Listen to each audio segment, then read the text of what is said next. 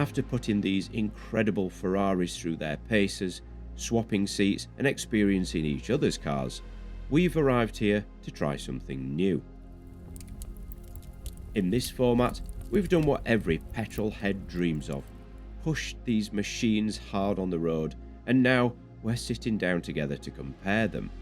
Because with cars like these, it's not about deciding a winner.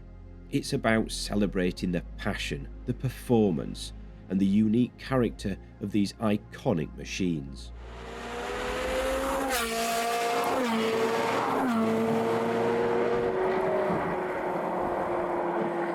So, defining features of each car. What are we thinking? Let's start with the Strad. Shall we? Well, it's got to be the noise, surely.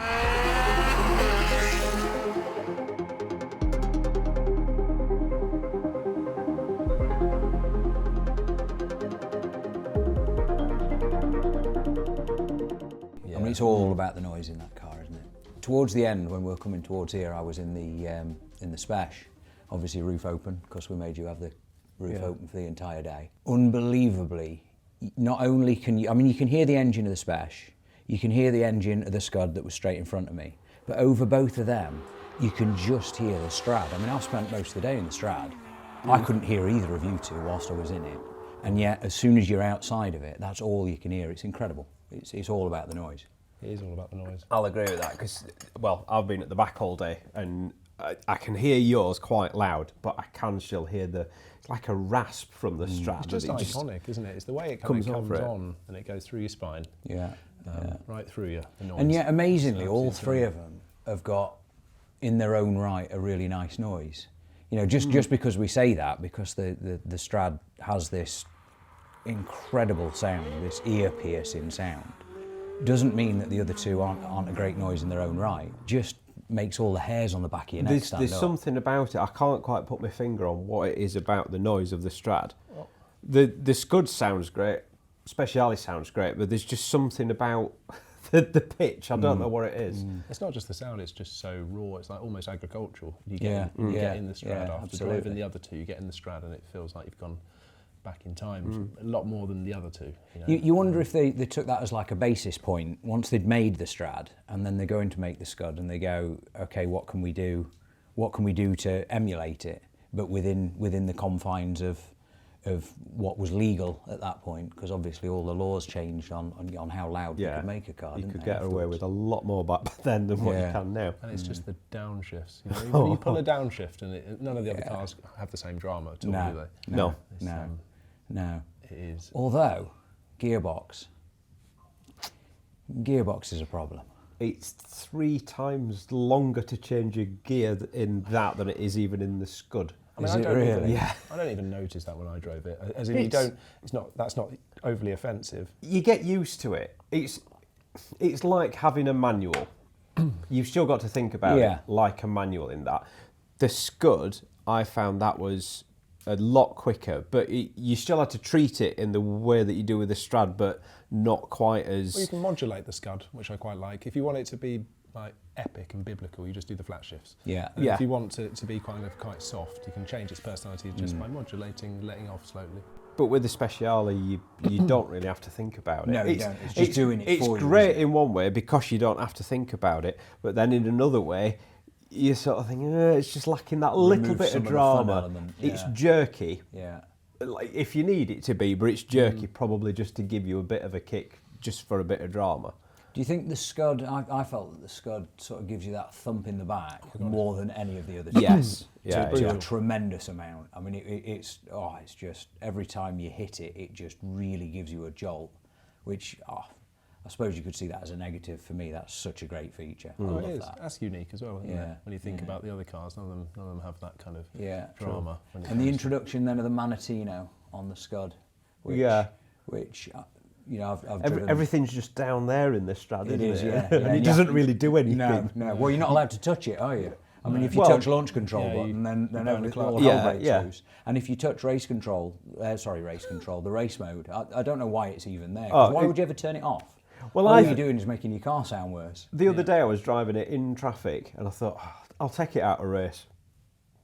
I'll put it back in. Yeah. I don't know what it's done. You just get a bit more noise, really, don't you? Yeah. So it just turns the volume. moving on then, Scud.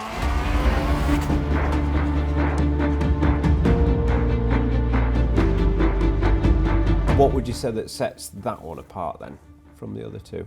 Oh, there's so much, isn't there, really? But it's obviously the gearbox by a long way. Like we were talking about it previously, the fact that it just defines that car. That's like the one thing, and it's like it's like the pièce de résistance, and it's like the thing about that car is the gearbox. It is epic. It's an amazing bit of kit. I was looking at the seats inside today as well. The seats inside the Scud, they've gone to the more racier, and, the Strad that we've got. It looks almost armchairish in there. So the inside of it is more focused in the Scud. I think, and the Speciale is the same as that. So it's almost like that one was trying to be that little bit more racy. Yeah, it's quite funny, isn't it? That there's so many sort of similarities between Strad and Scud. And yet, so many similarities between Scud and Speciale. They sort of hop over with certain bits. It's sort of the middle ground, isn't it, between them both? To a certain extent, yeah. But I think it leans more towards the Strad than it does the Spec. I think the Spec is its own in its own league almost. The thing is, it's the way that they've evolved from the Strad to the Scud is. There's not much in it, is there, really? No. When you think about it, there's only 5 years. 5 years in between that and then 5 years in between the next one. But it's mad when you get out of the Scud. This is horrendous to say, but I was quite underwhelmed when I got in the Speciale. Really? Yeah. Really? I wanted to get out of it. Yeah. And I think as well because it actually just becomes a bit too good and a bit too modern. Like I think it's probably as far as I'd go with modern supercars.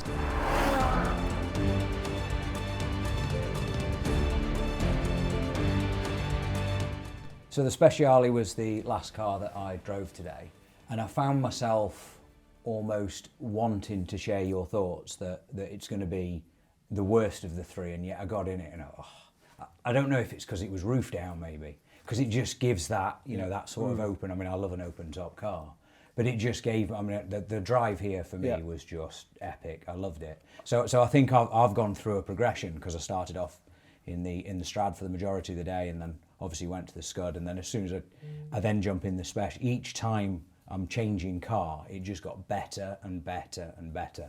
And for me, I think the Spec was the pinnacle. Was lively. Yeah, it was lively. I pulled straight out and accelerated, and it was like up the road. You could feel it dancing a bit. I was just like, wow. Well, moving on to the Speciale, that's one of the things that I noticed because I ended up driving them in that order. So I went Strad, Scud, back into Speciale.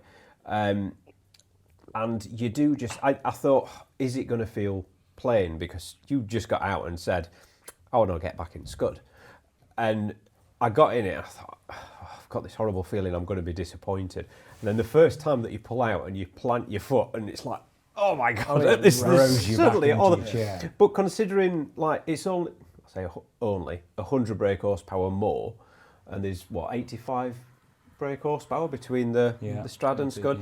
It feels like so much more. Night and day difference. It is hugely faster. And you just know that everything's just going to work. It's going to look after you. It's lively. You've got front lift. You can do it. You've got a few creature comforts. Yeah. And that's the thing that I think sets that apart from the other two, because for me, if I was just going to say, right, you could have one of the cars to keep, and you could only have one car, Speciale would cover everything, because you can use it every day. You literally just stick it in auto, drive it home, and it'll tick every box. Yeah. And when you talk about Speciale, something that I mentioned yesterday, it was a bit about, there's so much hype around the last naturally aspirated. It's the last naturally aspirated Ferrari, so it must be the one to get and it's the one to collect. But why don't people think the same about the Strad and the Scud? Because they are still NA. They're not the last, but they're the last of its breed. They're still and I feel absolutely. like sometimes they're a little bit overlooked. They're like in the shadow of the Speciale. I don't really understand why. Both your cars are more of an event. They're definitely more of an event. And you can probably exploit them like that little bit more on the road than you can with Speciale. It's that fast. Yes, you get in it, you start driving but the quick. But why is there this hype about it being the last NA? Because this is it's on a pedestal. It's worth a lot more. It's and but I just don't quite. Yeah, there's no real answer to why. See, I'd argue there is. The point of that is it's the last NA, but it's got all the tech. So it's as good as a naturally aspirated V8 Ferrari can be. It is. Yeah, maybe. But also the Strad and the Scud are probably as good as Ferrari at that time could be. Yeah. I just feel like all I'm saying is that I feel like those two cars need a bit more recognition. They sometimes sit in the shadow of the Speciale, and I don't think they kind of get the love. I mean, imagine if everyone else could go and do what we did today and drive every single car back to back, and then form an opinion on the people actually to do that. And take value out of it. Yeah. Take everything out of it. Yeah, absolutely. You've got to remove would you rather take down that road that we've been driving down today? Which one is the car best suited for it? Yeah. Because at that point, yes, I would pick one of your two cars and not the Speciale. I think I would too. For a British B road, but then if you were in the Alps, you'd want to be in that Speciale, wouldn't you? Yeah, because you want to get to the end of the Alps. Very true. No, and when we've finished hooning around, if it's a case of driving back home, I'm back in Speciale. I'm going to cruise home in that. Yeah, I totally agree with that. Yeah, 100%. But then also, you're not going as fast as you would be in the other cars. No, Which I quite like about the Strad. You can go through 2-3 gears. You feel like you're wringing its neck. Yeah, and you're absolutely. You're going the speed limit. You're like, yes, this is good. Yeah, Whereas I the other agree. cars, you wouldn't be. I agree. Design. Yeah, I was just about to say looks. Yeah. For me, that's a big thing with the supercar. I think the Speciale is the best looking. Wow. I'm just going to come out and say it. It's lower, sleeker, and it looks more like a Ferrari. Interesting. Oh, you don't seem happy. Yeah. For me, no, I just feel like the 360 and 430 era for Ferrari, they try to be a bit too practical for their own good, and they've sort of lost that sleekness. I love the Strad. I think I love seeing one. They're so unique. You can identify one, can't you?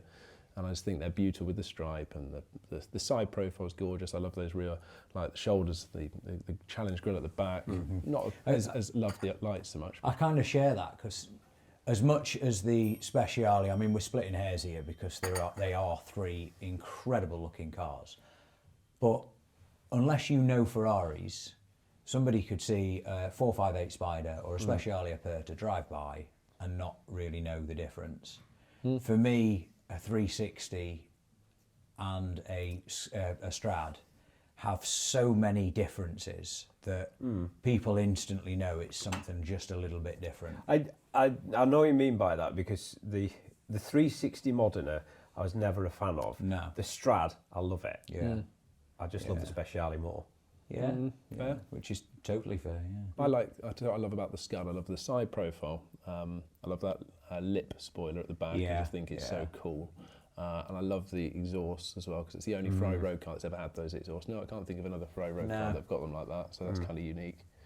I just think it's a sexy car. It's a very special looking thing. I really like the lights on the Scud as well. The rear lights? No, the front ones. Right, The front ones, yeah. I always thought on the Strad, they're almost a little bit too bulbous, but they've really refined it and made it look perfect on the. I think it's just a really poised. It's got a real presence. About it. I think it's cool, but it's one of those. If you know, you know. You wouldn't. Everyone that saw a Strad would know what that is. Yeah. But a Scud would probably fly under the radar. When we were driving today, we passed each other, and as I came round a corner, you were coming the other way. I looked at it and I was like, "Oh my God, what's that?" And it was that kind of it's that kind of sensation. I mean, we've been driving with it all day, and yet here you are coming towards me. Just straight past. You didn't even notice me. Yeah. Incredible car. In your big red Strad. Yeah. So then, do you stand by the cars that you brought, or would you say that one of the others? Hard for me. The Strad has been the car I've always wanted, like my whole life. I've just loved them when I was a teenager. I can remember the first time I ever drove one, and you get so much thrill from it. But no, the Scud's the one for me. It's good. Yeah, it is. Yeah, it's just the best of both worlds. It's got a bit of that, and it's got a bit of that, and it kind of just melds it into a wonderful sweet spot, doesn't it? But yeah, go on. I think I'd stick. I think I'd stick with where I'm at. I don't think I'd ever want to give that noise up. I don't think anything lives up to that. You sit it with, I mean, what other cars could you put it in the same room as and talk, you know, at that kind of level? The Lexus, the LFA, or the Carrera GT. That is it. There is nothing else that is in that league, and I wouldn't want to give that up. Yeah, I think, you know what, I'm verging on 360, but I know that I'd then get to a point of, after a while, thinking, I just want to use it that little bit more. Oh, here's Mr. I Love a 458. I just do. It's my favourite modern supercar. All right. Do you think that there's probably a little bit of you love the car you drove last? Do you think that's a bit of that as well? Because there probably is because that. I think you could take any of those. Like I think like Strad and Scud. I feel like Strad and Scud's a bit like picking F40, F50. Yeah. You actually need both, really. Yeah. I don't think You could, need could, them as yeah, well. you It's need not that you want them, you need them in your life. Yeah, you do. I do think it's like say we all drove those cars last. Yeah. And I just wonder if Maybe. it's, I get that so. a lot with cars. I just wondered. You could easily convince yourself in 3 different ways, couldn't you? This is the car for me. Yeah, Speciale, with the noise of the Strad, the gearbox of a Scud, perfect. Yeah, you've made it. You've reached the top. That's it. It's the pinnacle. And not to be crude, but values. Like, do you think that they're worth what they should be? Obviously, you've brought the wrong. I mean, why'd you bring a Perta? Oh, Why did you bring in a person? I told you, it's so difficult to get hold of a Speciale. It's all I could find. Yeah, I'll give you that. I'll give Fair you enough. that. Yeah. Yeah. So I just happened to get a Perta, you know. So, I mean, Third Perta world are problems. like, First world say problems. We're talking normal Speciale. They're like 330 grand, 350 grand, something like that. Obviously, Scuds and Strads, you could probably get both. Yeah. For the price of a Speciale. Yeah, that's true. Yeah, which I really don't understand why. They're so rare, aren't they? Get the all Strads? 3 for an No, Perta. I agree. Yeah, because they're both much rarer cars. I agree with that. I think the values. I don't think it's that the Speciale isn't worth what they're worth, because I think it's a fantastic car. And if you compare it to what you can get, like brand new, I'd much rather have a Speciale. But I don't think that they're double the car that either of yours were at all. Like we've seen a lot of people buy Speciales, put a bunch of miles on them, and then worry about the mileage. Yeah. That's a bit sad as well. Like you want to be It is driving sad, these isn't cars it? and enjoying it, and not be worrying too much about. It's almost a universal statement, though. That, Yeah, it isn't is, yeah, that is, yeah. with To cars. be fair, the Speciale I was in today, I think that is higher mileage than your average. Definitely. Yeah, it's got like 25,000 miles. Yeah, isn't yeah, it? so and the owner uses it and drives it. And Exactly. So, I think if I was getting a Speciale, I'd just get one with higher mileage on it and, well, and enjoy like it. 33,000 miles, and it's the best. That it's so tight, and Yeah. and it's good for It it. does I think. feel very, very tight. Yeah, it that does. Scud does. I drove Andy's Oh, yeah. at Goodwood, but it was I've on, moved it, but I've not driven it it. was So a on- conversion, obviously. Yeah, conversion, okay. DK engineering special. Wow. But it was on track, and I don't know if that was the right environment for it, because I didn't really enjoy it. I don't know, it was actually really weird getting into it, because I immediately went to... and then I was like, no, this is completely wrong. But I thought it was going to be loads more epic, and I think it's a bit like the people that do the sort of CSL conversions. Yeah. Actually, you're better off just with this gearbox. It's kind of perfectly imperfect. It's I part of the agree with character. that. It makes the car, so Yeah. you should just accept that. But then It's- again, we probably should get that car and do a review with it and see what it's like on the Definitely, road, yeah. down the roads that we've been driving today. Yeah, I agree with that. I mean, it's both its best and its worst feature, isn't it? It's there's something just about it that when you really do put your toe down, it just adds so much to the car. It's funny considering we keep going on about, all cars should be manuals and everything. There shouldn't be. And then we say, so this car, it's got a terribly old semi-automatic gearbox. And somebody Put a manual in it. No, I don't like it. Never satisfied. Never ever satisfied. But that's the thing, you've got to sometimes just take these things in isolation, and that car as it is perfection. They actually all are, for what they are. They are peak Ferrari in their own right. Yeah. And it's special. Yeah, definitely so. Or Speciale. A Perta.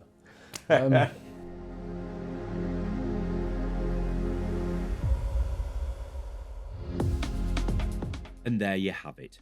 3 of Ferrari's finest.